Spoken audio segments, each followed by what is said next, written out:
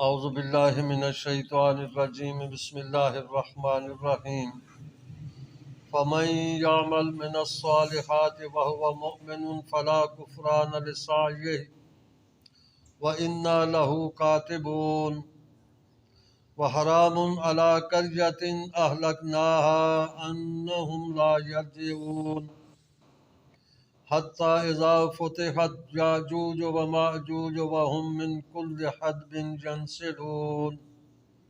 صدق اللہ العظیم۔ فمن یعمل من الصالحات، جو کوئی نیک عمل کرے، نیکی کا کام جو آدمی کرے، وہو مؤمن،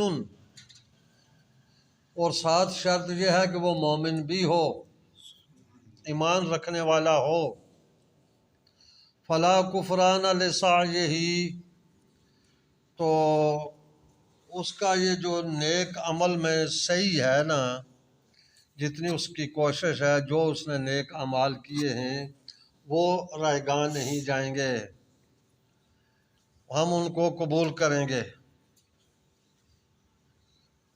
اچھا، ابھی یہاں آپ دیکھیں، ویسے بھی قرآن مجید میں بھی جس جگہ ہے نا الا الذین آمنوا وعملوا الصالحات، جس نے ایمان لایا اور پھر نیک عمل کیے، تو یعنی نیک عمل ایمان کے ساتھ ہے۔ اگر ایک آدمی کا ایمان صحیح نہیں ہے تو وہ بے شک نیک عمل کرتا رہے، اس کا اسے قیامت میں کوئی فائدہ نہیں ہے۔ دنیا میں رب تعالیٰ اس کو ان اعمال کے بدلے کوئی آسانیاں وغیرہ مہیا کر دے تو یہ ممکن ہے، لیکن آخرت میں اس کا کوئی حصہ نہیں ہے۔ اس بارے میں حضور علیہ الصلوۃ والسلام سے سیدہ عائشہ صدیقہ رضی اللہ تعالیٰ عنہا نے، ایک بزرگ جو زمانہ جاہلیت میں جو پہلے گزر چکے تھے،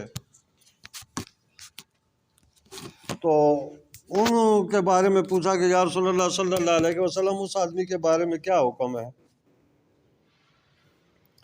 وہ تو بڑا جو ہے نا صلہ رحمی کرنے والا تھا، غریب پرور آدمی تھا، اپنے رشتہ داروں کا بڑا خیال رکھتا تھا، اور بھی جو ہے نا لوگوں کے بڑے بھلائیاں نیک کام بڑھ چڑھ کر کرتا رہتا تھا۔ تو حضور علیہ الصلوۃ والسلام نے فرمایا کہ عائشہ، اس کے بارے میں تو کوئی ایک ایسی بھی گواہی نہیں ہے کہ اس نے کبھی اللہ تعالیٰ کا نام بھی لیا ہو۔ اللہ تعالیٰ کا یعنی وہ ماننے والا نہیں تھا۔ تو ایسی حالت میں تو یعنی جو بھی آدمی نیک کام کرے اس کا کوئی اس کو فائدہ نہیں ہے جس وقت تک وہ مومن نہیں ہے، ایمان والا نہیں ہے۔ اور ایمانیات، کل بھی اس پر بات ہوئی تھی کہ یہ تقریباً جو ہماری ایمان مفصل، ایمان مجمل ہے، کہ یہ ایمانیات کی چیزیں بتاتی ہے کہ یہ اللہ پر ایمان ہونا ضروری ہے، فرشتوں پر، اللہ کے رسولوں پر، کتابوں پر، قیامت پر، جنت دوزخ پر، ان ساری چیزوں پر ایمان ہوگا تو آدمی ایماندار کہلاتا ہے۔ ان میں سے کسی ایک چیز کا بھی انکار کر دے تو باقی چیزوں کا بے شک وہ اقرار کرتا رہے، وہ اس کا اقرار قابل عمل نہیں ہے۔ سب چیزوں کا اقرار کرنا ضروری ہے جو ایمان کے لیے ضروری ہیں، اور یہ ایمانیات، ضروریات دین جن کو کہتے ہیں، یہ اتنی واضح ہیں کہ ان پڑھ سے ان پڑھ آدمی بھی اس کو ان چیزوں کا پتہ ہے اور ان پر وہ ایمان رکھتا ہے۔ تو یہی چیز رب تعالیٰ نے یہاں پر بھی بیان فرمائی، اور یہی وجہ ہے کہ آپ نے اکثر اس چیز کا مشاہدہ کیا ہوگا کہ علماء، خاص کر اہل سنت، کہ اکثر اور بیشتر عمل پر اتنا زور نہیں دیتے جتنا عقیدے پر زور دیتے ہیں۔ عقیدے پر زیادہ زور دیتے ہیں، عمل پر بھی زور دیتے ہیں، بتاتے ہیں عمل بھی ضروری ہے، لیکن عمل سے زیادہ عقیدہ اور ایمان ایک ہی چیز کا نام ہے، یہ کوئی علیحدہ چیز نہیں ہے۔ ایمان بھی اسی کو کہتے ہیں، عقیدہ بھی اسی کو کہتے ہیں۔ تو اس لحاظ سے آدمی کا ایمان یا آدمی کا عقیدہ یہ سچا سچا ہونا چاہیے، جس طرح اللہ تعالیٰ کے احکام ہیں اس کے مطابق۔ تو رب تعالیٰ نے یہی بات بیان فرمائی کہ جس آدمی نے نیک عمل کیے نا، بشرطے کہ وہ مومن ہو، ایماندار ہو، تو اس کے یہ نیک عمل ضائع نہیں جائیں گے، اس کو ان نیکیوں کا اجر ضرور ملے گا۔ وَإِنَّا لَهُ كَاتِبُونَ، اور بے شک ہم اس کے لیے یہ لکھ رہے ہیں، یعنی نامہ اعمال اس کا مرتب ہو رہا ہے، جیسا اس نے عقیدہ، جیسا اس نے ایمان رکھا ہوا ہے وہ بھی لکھا جا رہا ہے، جو وہ عمل کر رہا ہے وہ بھی لکھے جا رہے ہیں، نیک عمل کر رہا ہے تو بھی لکھے جا رہے ہیں، برے عمل کر رہا ہے وہ بھی لکھے جا رہے ہیں۔ تو اس کے عمل کے مطابق، عقیدے کے مطابق، ایمان کے مطابق جو ہے نا، اس کا فیصلہ جزا سزا کا ہوگا یہ آخرت میں۔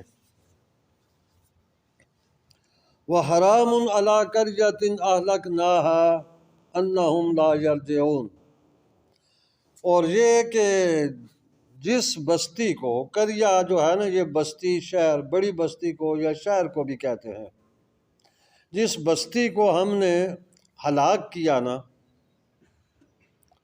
اس کا واپس آنا یہ محال تھا۔ یعنی اس کے بارے میں کئی ایک تفاسیر کی گئی ہیں اس کی۔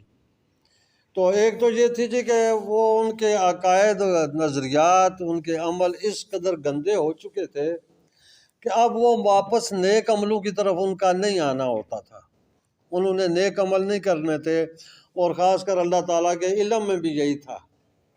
تو اس نے اس لحاظ سے ان کو صفحہ ہستی سے مٹا دیا، ان امتوں کو، ان لوگوں کو۔ تو ان کا واپس لوٹنا جو ہے نا یہ محال تھا، نہیں وہ انہوں نے لوٹنا تھا، تو رب تعالیٰ نے انہیں ہلاک کر دیا۔ اور اس کا ایک یہ بھی تفسیر کی گئی ہے جی کہ جن امتوں کو، جن قوموں کو ہم نے ہلاک کیا ہے نا، وہ واپس اس دنیا کی طرف نہیں آئیں گے، ادھر وہ نہیں آئیں گے۔ بس جو ہے نا، یعنی کہ جو ایک دفعہ ہلاک ہو گیا، فوت ہو گیا، اس کی تو قیامت قائم ہو گئی نا، وہ ابھی قبروں سے اٹھ کر میدان معاشری کی طرف جائیں گے، دنیا کی طرف تو نہیں جائیں گے، دنیا کی طرف نہیں آ سکتے ہیں۔ تو تقریباً یہی راجے دو قسم کی تفسیر جو ہے نا۔ تو یہاں پر یہ بات بھی ہے کہ جہاں رب تعالیٰ نے اہل ایمان کے بارے میں بتایا کہ وہ جو نیک عمل آدمی کرے تو ایمان کی حالت میں تو ان کو اس کا صلہ ملے گا، تو ساتھ ہی بتا دیا جی کہ جن لوگوں نے برے عمل کیے، اعمال بھی ان کے صحیح نہیں تھے، عقیدے بھی صحیح نہیں تھے، تو رب تعالیٰ نے تو ان کو جو ہے نا اس دنیا میں ہی ہلاک کر دیا۔ تو یعنی کہ عمل اور عقائد جو ہے نا یہ اس قدر ضروری ہے۔ حتیٰ اذا فتحت یاجوج و ماجوج وہم من کل حدب ینسلون، یہاں تک کہ اذا فتحت یاجوج و ماجوج، جس وقت یاجوج اور ماجوج کھول دیے جائیں گے، وہم من کل حدب ینسلون، اور وہ ہر اونچی جگہ سے نیچے اتر رہے ہوں گے۔ اچھا، یہ جو ہے نا اس میں یاجوج اور ماجوج کا ذکر ہوا ہے، تھوڑی سی اس پر گفتگو کرتے ہیں۔ اس کا یہ قرآن مجید میں تقریباً غالباً 2 جگہ پر اس کا ذکر ان کا آیا ہے، یاجوج اور ماجوج کا۔ ایک تو یہی ہے، اور ایک جو ہے نا سورہ کہف پارہ 16 میں، ابھی یہ 17 ہے نا، وہ پیچھے جو 16 ہے نا انشاءاللہ اس پر بھی رب تعالیٰ نے خیر کی تو پہنچیں گے تو پھر دیکھیں گے۔ تو 16 نمبر پارہ آیت یہ سورۃ کہف میں جو ہے نا وہاں پہ اس کا ذکر ہے۔ تو کہتے ہیں کہ یہ ان کی تعداد بہت زیادہ ہے، چھوٹے چھوٹے قد کے، یاجوج ماجوج قد ان کا بالکل چھوٹا، تو تعداد بہت زیادہ، اور کھانے کے لحاظ سے، پینے کے لحاظ سے جو چیز آگے آئی چٹ کر جاتے ہیں۔ کہتے ہیں کہ یہ پہلے کھلے تھے، جس وقت آتے رہتے تھے، پہاڑوں میں رہتے ہیں، تو پہاڑوں سے اترتے تھے جس وقت تو جو پانی دریاؤں کے دریا پی کر ختم کر دیتے، دریاؤں کو بھی. سبزہ جو جس راستے سے گزر جاتے وہاں سبزے کا نام و نشان نہیں رہتا تھا. درختوں کے پتے درخت بھی کھا جایا کرتے. فصلیں وغیرہ جو ملتی بالکل چڑھ کر جو چیز بچتی وہ اٹھا کر لے جایا کرتے تھے.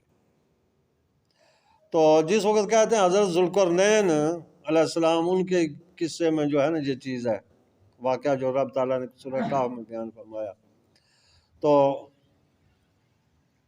وہ جس وقت آئے اس طرف تو ان لوگوں نے جو ہے نا کہا جی کہ یہ یاجوج ماجوج ہمیں بہت پریشان کرتے ہیں، بہت تنگ کرتے ہیں، ان سے ہماری جان چھڑائی جائے.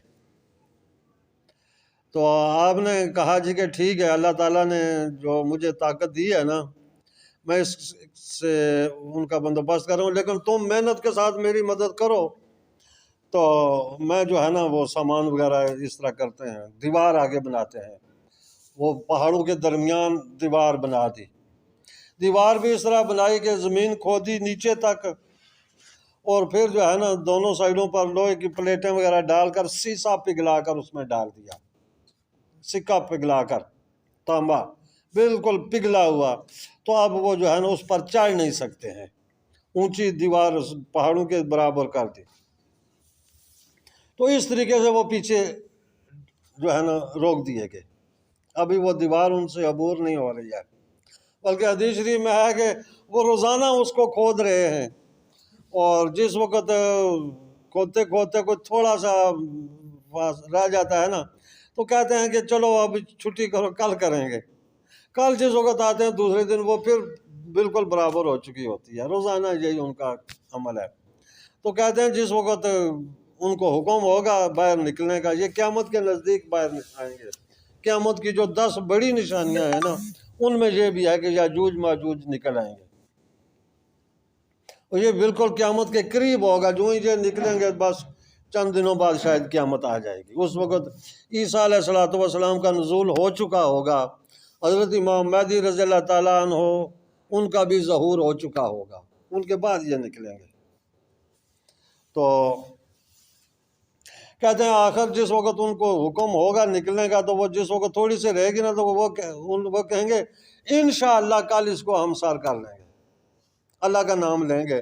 تو دوسرے دن آئیں گے تو جتنی چھوڑ کر گئے تھے اتنی ہی ہوگی.